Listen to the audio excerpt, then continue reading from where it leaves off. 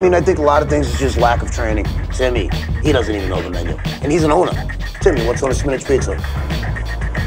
I don't eat it. You see? I'm starting to think that this Timmy guy is the main problem.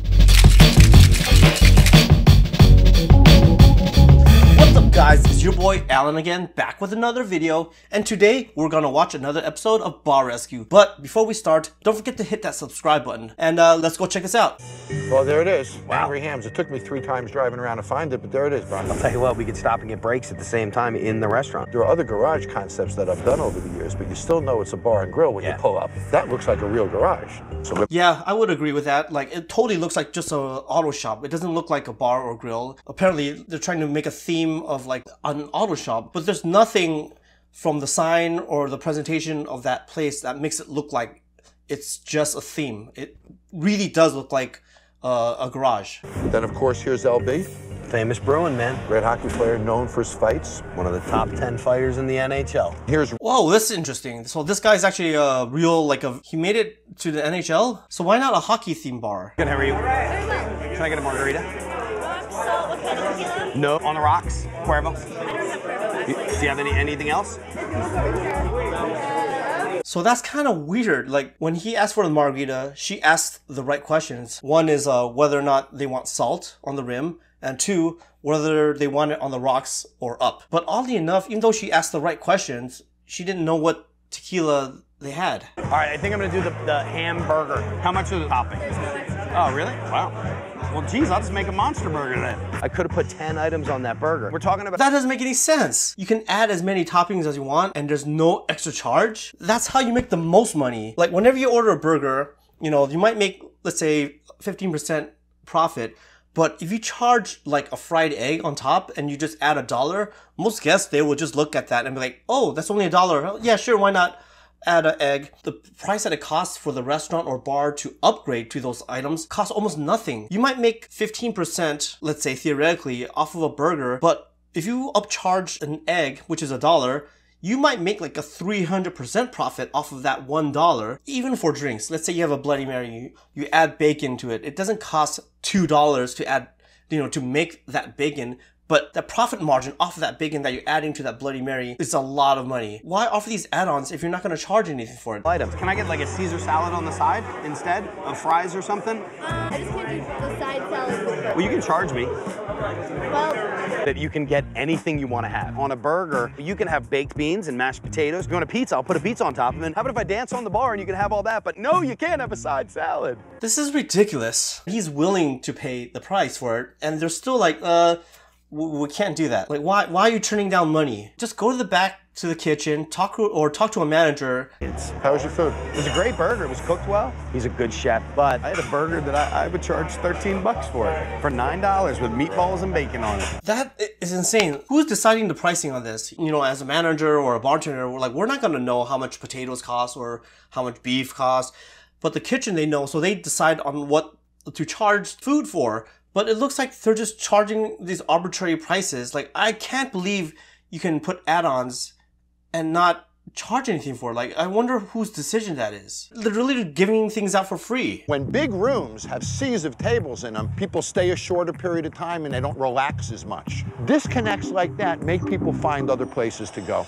Yeah, when you go to a bar and the bar's empty or the dining area is empty, it kind of makes you wonder, like, I don't think I should be here. Granted, that bar looks okay, but when you have a bar that's full and a dining area that's not full, it kind of implies that people are not there for the food. And from the testimony earlier, it sounds like the food is good, and it just sucks because as a chef who's pushing like all these like products, you know, you get all these ingredients, you're making this amazing product, and I don't know, I can only suspect that maybe the front of the house is just not trained to push the food. So you have the whole dining area just empty because nobody's ordering food. Like, people there are only there for the drinks, and it's like a missed opportunity. How much money are we losing, or are we losing money?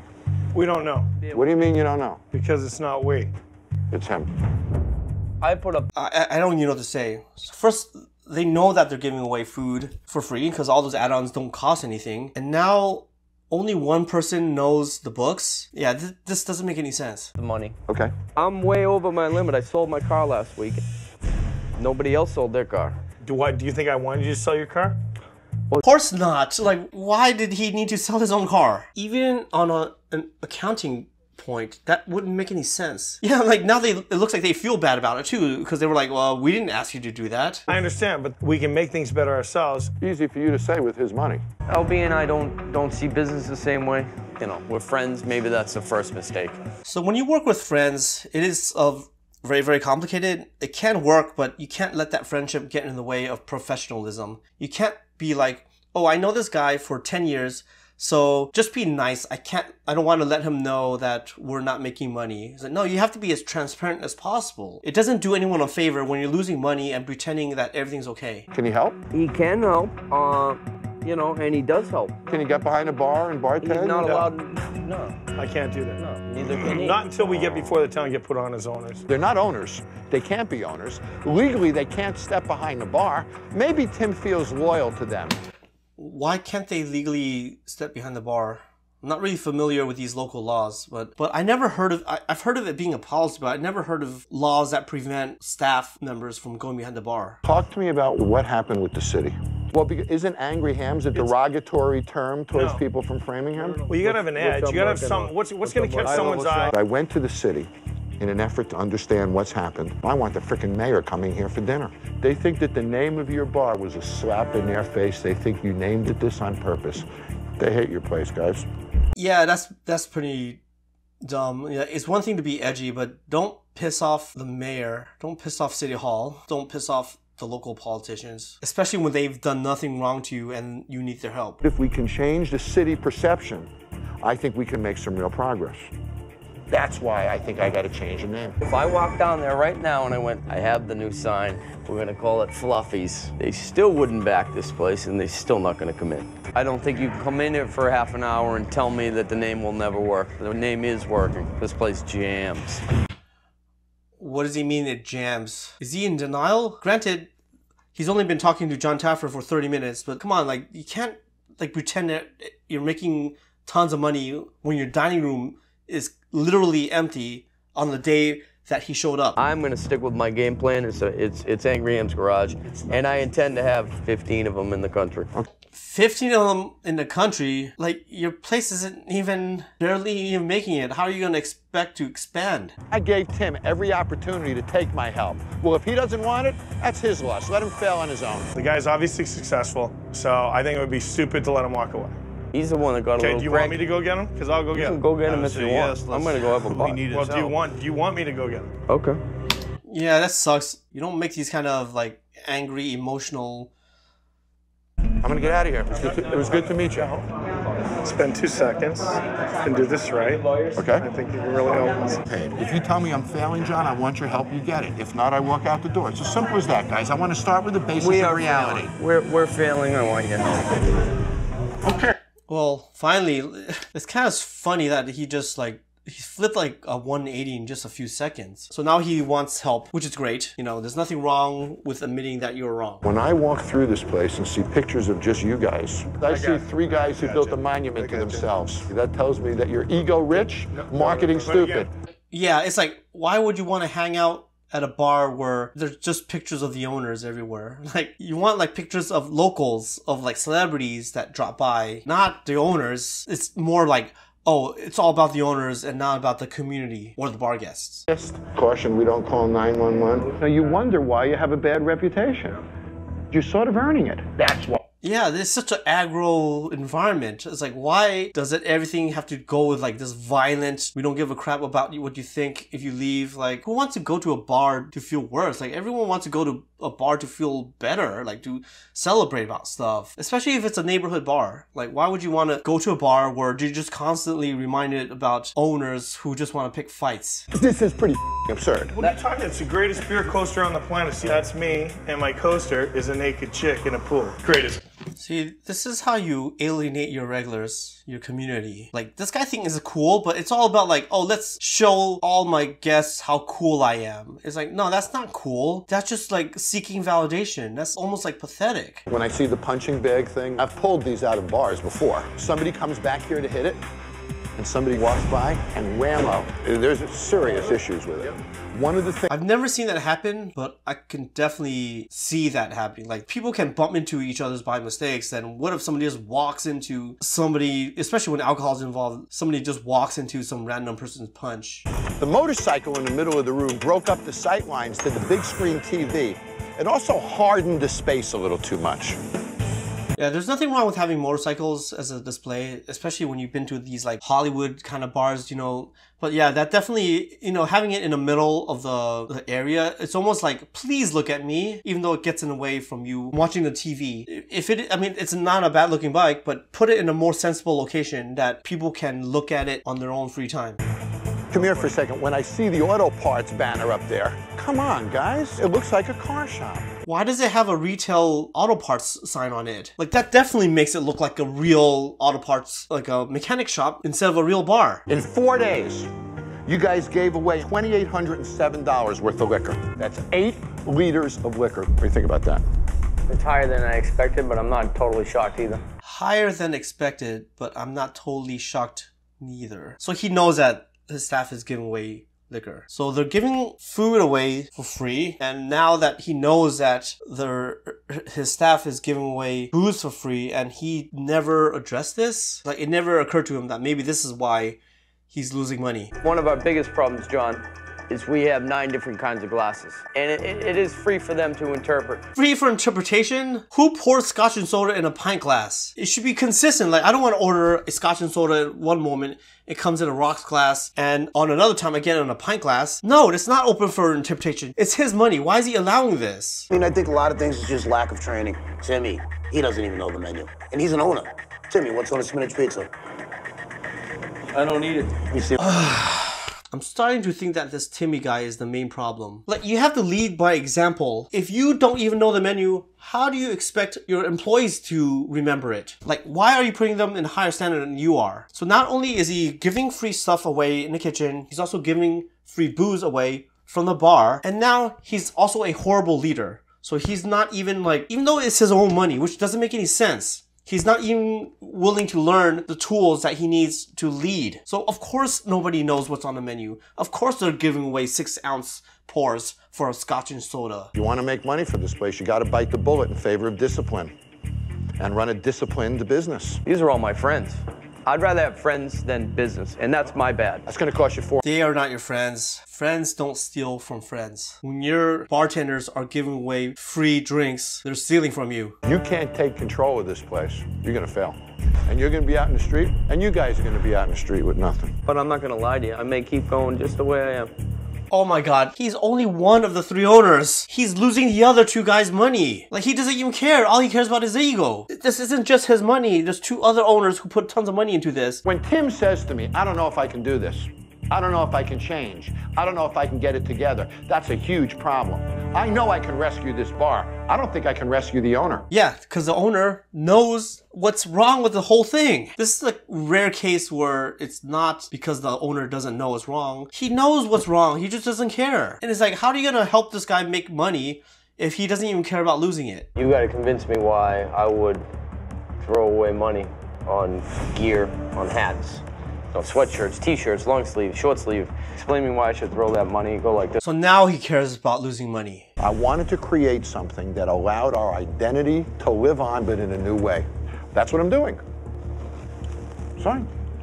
Why are these 2 other guys so quiet this whole time? It looks like they do not like how his behavior is, but they're just like staring at him, staring at the camera. They're not doing anything about it. So yeah, I feel really bad for the 2 other owners. I've been in this business a long time, guys. I understand it. But here's where we're at now. Here's where I want to go.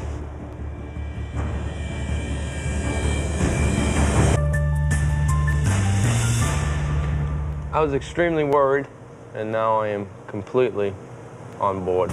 I just like... Whoa, what kind of black magic was that? This guy's like one of the most stubborn guys I've ever seen on the show, and all Jon Taffer had to do was show him a picture, and now he's like, all right, you've convinced me. So what did Jon Taffer show him? Let's just do a simple experiment here. I would really like a margarita. Was that a pint glass? Why are we going to serve it in a pint glass? We just wasted a lot of product. You know why they call it a pint glass? Because you serve pints in them of beer. Yeah, why would you serve a standard margarita in a pint glass? The owners of the restaurant have created this kind of hodgepodge of drunken hangover food. Here, we're holding between $8,000 and $10,000 in inventory, so we can make what, 3 guys happy at 2:30 in the morning? I know this guy is frustrating because it's like you put all this money in this like amazing food, and none of the servers or bartenders know what's in it. Neither do the managers. But it's also like your only clientele are people who are just trying to sober up, because of the way that this place is marketed. Now that the bartenders have learned the science behind the new drinks, Chef Duffy and the kitchen staff prepare a tasting to get everyone up to speed on the new menu item. However, one member of the staff is noticeably missing. I gotta ask a question, where's LB? Where the hell is he? We have no idea where he is. How is this possible? Jon Taffer's only here for a few days, and one of the main players is missing. Hands, please! Who's the server? Where servers are not coming in to pick up their orders, resulting in food sitting on the line and impatient customers in the dining room. Why are the servers not running their own food? With the soft opening of Angry Hams in full swing, the front and back of the house are at each other's throats, and LB is still nowhere to be found. LB, Timmy, we're over at the spot. How is he still missing after the training, and now they're doing a soft opening pressure test and he's still not here? We're getting killed, guys. I feel like I'm in a war zone. Servers are not coming into the kitchen. At first I thought, look, this guy's just a screamer. But I'm telling you, it's the only way for him to get their attention. All it does is scream at them, but they never show up. Guys, That's messed up. Like, if you're a server and you're selling the food, like, your livelihood depends on your tips. So what's the point of taking the food order and not giving the food to your guests? After the last customers leave, there's still no sign of LB. Hey, it's LB. Leave your name and number. I'll get back to you as soon as I get done ripping it up. Tim has been Where is this guy? Did he get locked up in jail for some reason? here all night long, and so is Richie. LB is not here. And I don't care how big he is or what kind of hockey player he is. I'm giving him a piece of my mind when I see him. That's bullshit. I'm very disappointed that LB wasn't here tonight, but I'll deal with that with LB tomorrow. And I set up some meetings tomorrow with the people that can change your lives. For Jon to go out of his way to set up a meeting on a Sunday, LB better freaking be there. Because if he isn't, I'm not sure that's excusable. It's funny because I thought that this guy was the main problem, but he is now changing, and now he's like willing to move forward, and now this other guy is the one that's holding everyone back. It's like, why can't everyone just be on the same page? While Jon's team of designers work on transforming the bar, Tim and Richie prepare for their meeting with the town selectmen. LB is still MIA. Where's LB? Where is he? Like, literally, is he in jail? Like, why is he not picking up his phone? I'm pissed off at LB. Day 2, no text, no call. This is a big deal here. This is about changing the image. It's a shame because this could have been a great opportunity for him too. The fact that LB is MIA proves that he doesn't have my best interest or the restaurant's best interest. I think we tried to tell you that the first night you came in here. Yeah, you did. Wow, that's crazy that this guy isn't just... I mean, it's one thing that he didn't show up, but the local politicians like know who he is, and they know that he's a bad influence. Disappointed to hear that you're not doing well, but in the same token, I'm not that surprised. Right. The perception you had killed you from the beginning. Right. I'm glad LB didn't show up today. It's important that Tim and Richie finally look at this realistically. Monday. Yeah, this maybe is a blessing in disguise. Him not showing up might have made this look even better. And after 30 continuous hours of overhauling, the entire staff, including a suddenly present LB, await the unveiling of the upgraded concept. He basically skipped out on the whole episode. LB, where the hell were you? I apologize, and I had a commitment. And you can't return a phone call? You can't return a text? You couldn't tell us beforehand? You just blew us off? That's bullshit. You're lying to me, and I'm not going to go with it. Yeah, that's messed up. How hard is it to return a text message or a phone call? You knew when Bar Rescue was going to film you guys, and you're going to be missing the whole time, and you never told any of your business partners about this. Tim, you looked at the selectmen and told them what about LB? He's no longer going to represent the restaurant. You know, your days of damaging this place are over. Okay. And what you bring to the table in a positive way is nowhere near what you've done to it in a negative sense, LB. It's the truth. I'm in charge of this place now. I understand. And you're gone. Damn.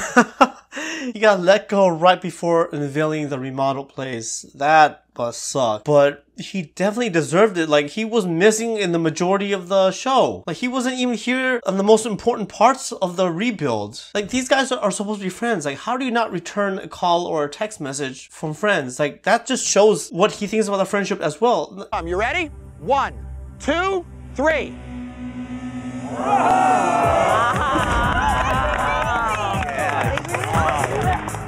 That looks super sick. Octane is a kick-ass name, and it has bar and grill, which is huge. It needed to happen for our sign. I mean, we're not selling auto pots here. I'm pretty... Yeah, the previous sign didn't have any indication that they were serving anything. Like, it totally looked like a garage. There's no sign that would have said that, oh, we serve food here, or drinks. What about her? What does she have? Food and beverages in her hands. And look at how tall she is, Tim. You see her from the highway.